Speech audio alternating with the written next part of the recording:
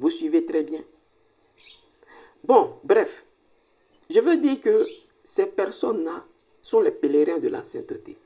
Et par leur comportement, il y a beaucoup de gens qui ont quitté les assemblées parce qu'ils n'ont pas de liberté.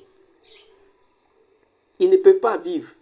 On ne fait pas ceci, on ne fait pas cela. On ne fait pas ceci, on ne fait pas cela. Ce n'est pas comme ça qu'on prêche l'évangile. L'évangile, on ne prêche pas comme ça.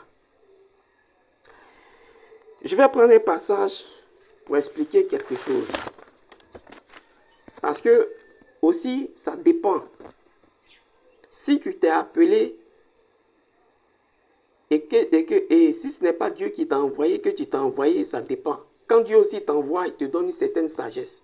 Si c'est toi aussi qui t'es envoyé par toi-même, tu as ta sagesse toi-même. Quand nous lisons Galates 5, verset 16, il est clairement dit dedans que Galates 5, verset 16, vous pouvez lire à la maison.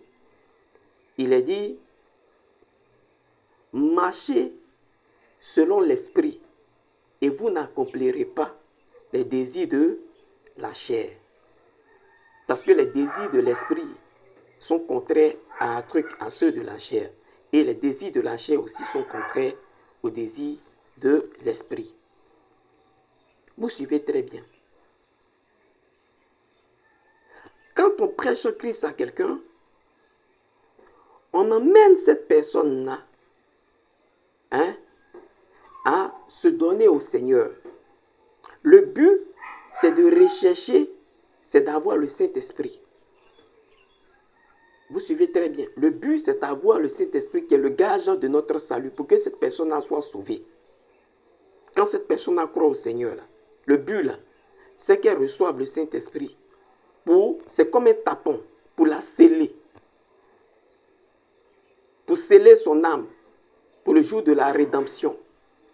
Une fois que cette personne-là reçoit ce Saint-Esprit-là, ce n'est pas vous qui allez lui dire qu'on ne fait pas ceci, on ne fait pas cela, on ne mange pas ceci, on ne mange pas cela.